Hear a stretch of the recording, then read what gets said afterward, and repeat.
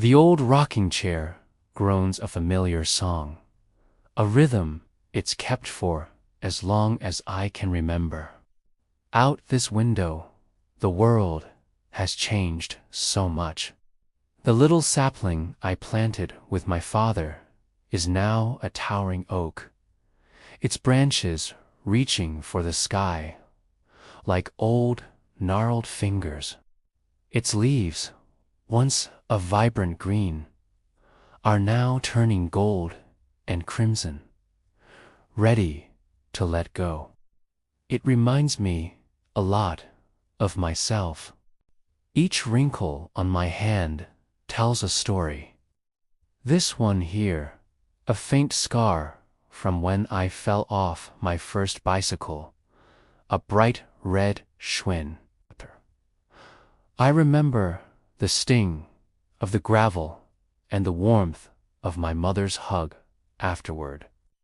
And this one, from a kitchen accident, trying to impress a girl named Eleanor. She had the brightest laugh, a sound that could chase away any storm cloud. That clumsy attempt at cooking somehow won her over. Our life together was a tapestry woven with threads of every color.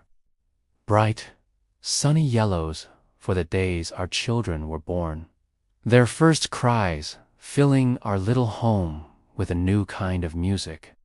Deep, calming blues for the quiet evenings we'd spend on this very porch, just watching the fireflies dance in the twilight, not needing words to understand each other. There were stormy grays, too. Times of struggle and worry when the future felt uncertain. But even in the rain, we held on to each other, our hands clasped tight, a silent promise that we were a team. I remember one particularly harsh winter. The furnace broke, and we huddled together under a mountain of blankets, telling stories and drinking hot cocoa to stay warm. We were colder than we'd ever been, but our hearts were full. It's funny how the hardest times often become the fondest memories. Losing Eleanor, that was a thread of the deepest black. The world lost its color for a while. The silence in the house was deafening. The rocking chair next to mine felt impossibly empty. Grief is a heavy coat, and for a long time I didn't think I'd ever be able to take it off.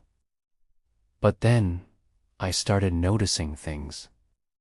The way the morning sun still poured through the kitchen window, just as it always had.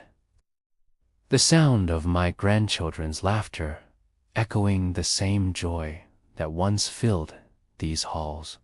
Eleanor isn't gone. Not really.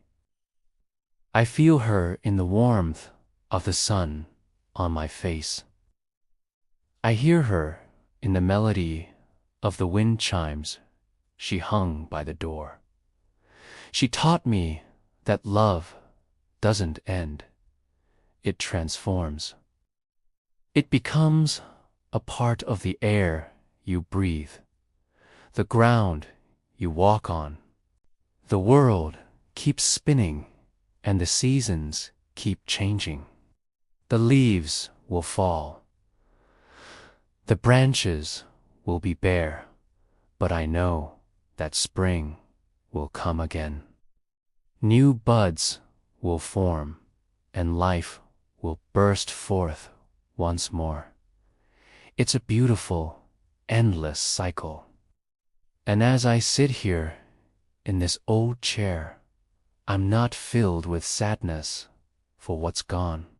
I'm filled with an overwhelming sense of gratitude for everything that was, and for the peace that comes with knowing every joy, every tear was part of a life lived to the fullest, a life filled with love. And that is a legacy worth leaving behind. Thank you for sharing this moment with me. If this story touched your heart, perhaps you could share it with someone you love. Subscribe for more stories from the heart.